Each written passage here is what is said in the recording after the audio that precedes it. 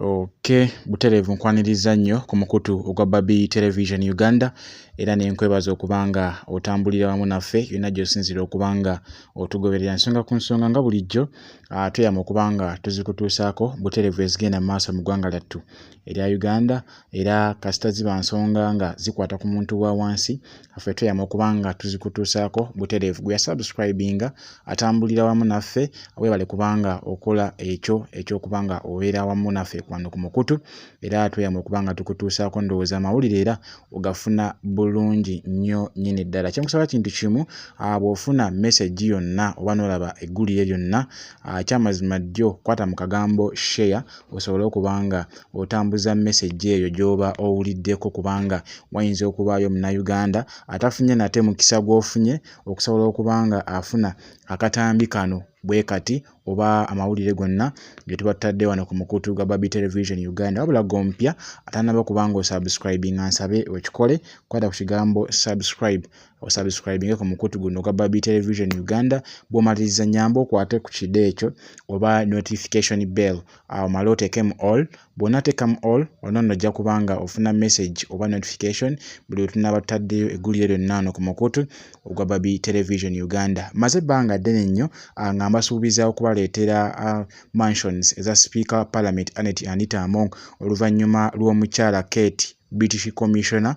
mu ggwanga lyattu erya Uganda era ng'ono omukyala Omungereza eyavuddeyo n'atwalira President Museveni obutambi buno obwa mansion za Speaker of Parliament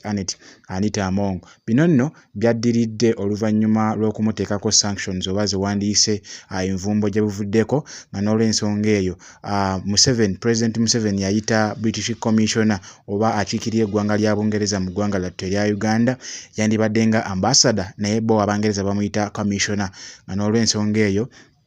President Museveni yamuyita mu State House ne batuula bukubirire abannyonnyole ensonga lwaki Speaker w'eggwanga lyattu erya Uganda Parliament basazeewo bamuteekeko envumbo era mu bintu ebyategeezeddwa President Museveni omukyala wano bamuyita Kate era nga yategeezezza Museveni n'amugamba nti omukyala oyo gw'olaba ayinayo mansions 2 mu ggwanga lyaffe erya Bungereza era ayinayo ne bank account eriko omusimbi ogutabalika era nga kuliko n'abaana baweerera mu ggwanga lyattu erya Bungereza. Bino Museveni we byamuguddeko mu matu n'asalawo ategeeze IGG oba Inspector General asobole okubanga akola okunoonyereza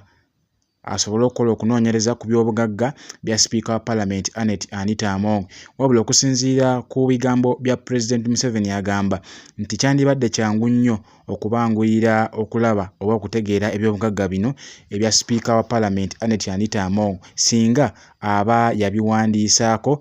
mu by'obugagga bye by'ayina ng'omuntu byateekeddwa okubanga ateekayo oba nga awaayo eri gavumenti nti alina okubanga agitegeezaako nti alina eby'obugagga mu bitundu by'eggwanga eby'enjawulo. Wabula okusinziira ku byazuuliddwa biraga nti Speaker wa Parliament Anita Among zino ennyumba 2 nga kw'ossa ne bank account by'alina mu ggwanga lya Bungereza teyabyogerako yadde era talina we yabiwandiisa nga n'olw'ensonga eyo akyasigala nga kyamake nga Speaker of Parliament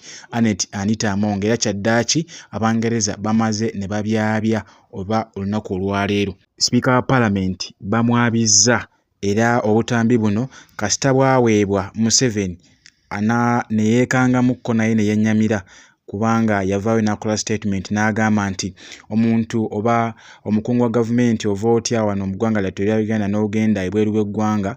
n'ozimbayo ennyumba ate nga wandizitadde wano mu ggwanga lyattu erya Uganda n'osobola okubanga oziggyamu akasente k'oyagala. Zino ennyumba okusinziira nga bw'oziraba za kusulwamu. Oyinza okwebuuza nti kano ka video kavuddewa bw'asobola okubanga oba ayagala okubanga osobola okubanga okakasa bino genda ku website ya www.primeresidential.com oba genda ku mukutu gwa Downhill Wentworth London osobole okubanga ofuna obubaka buno. Omukyala ono Kate Commissioner wa Bungereza obutambi buno oyinza okwebuuza nti yabugjeewa. Ebungereza toyinza kukolayo nnyumba oba kuzimbayo nnyumba yonna nga terina plan nga n'olw'ensonga eyo omukyala ono kye yakoze yakutte abaakuba plan ey'ennyumba zino n'agenda n'abaggyako obutambi bw'ennyumba zino bwe baali bazitadde katale olw'ensonga nti bo eno kampani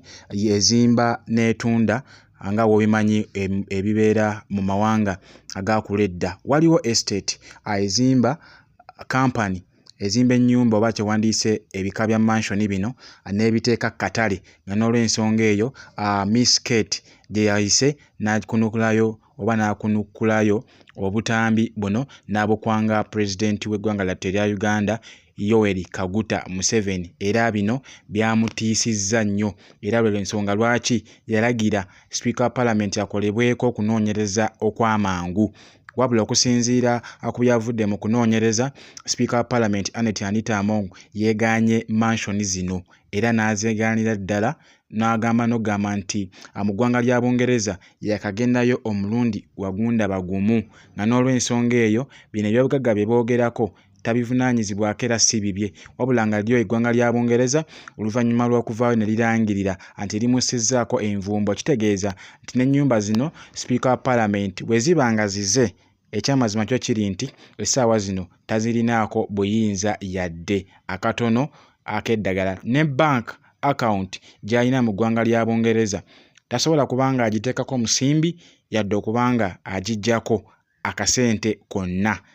mu ngeri emu oba endala. Bingi nnyo ebikyagendera ddala mu maaso n'okubanga bitambula era okusinziira kwa alipoota nga bwe nkutegeezezzaako eyatwaliddwa ewa Museveni olunaku lwabadde lwajjo, Jeje Odong yakakasizza bino nti Speaker wa Parliament yeegaanye ebimwogerwako eggwanga lya Bungereza nti ayinayo ennyumba 2 oba zewandiise mansions 2 nga kw'ossa ne account eriko omudidi gw'ensimbi. Era Jeje Odong n'avaayo n'agamba oba n'asaba President Museveni asobole okuba nga ateeka gavumenti ya Bungereza ku nninga bannyonnyole wa gye bajje amawulire amafu okuteeka envumbo ku Speaker wa Parliament nga kw'ossa n'okumuwaayiriza nti ayinayo mansions zino 2 nga kw'ossa ne bank account eriko omudidi gw'ensimbi. Ebisingako kaawo bingi nnyo tujja kubanga tubikutuusaako ono ku mukutu ogwa Babi Television Uganda, naye nga y'ebbaluwa yatwaliddwa ewa Museveni olunaku olw'ejjo, era ebbaluwa eyo mu vidiyo zaffe ezimu kuzaasembyeyo nagikuleetedde bulungi nnyo eyatwaliddwa ewa Museveni kusinziira ku ebyo ebyavudde mu kunoonyereza ku by'obugagga bya Speaker wa Parliament w'eggwanga lyattu erya Uganda. Era nga bingi nnyo benja kubanga mbatuusaako, wabula gwe tannaba kubanga osubscribing nsabye okikole, akwata ku kigambo osubscribinge ku mukutu guno ogwa Babi Television Uganda. Bw'omaliriza kwata ku kide ekyo osobole okuteekamu all, wano nno ojja kuba tosoma amawulire gonna ge tuba tutaddeyo wano ku mukutu, osobole okubanga omanya biki ebigenda mu maaso mu ggwanga, oleme okubanga weekanga bwekanze ensonga ezituukawo, naye nga ffe tweyama okubanga tuzikutuusaako zonna mu mbeera yonna. Sigenda kubanga nsukkawo wano olunaku olwaleero, nsabye musibe bulungi, atakuumira mpeera bankuumire, mweraba.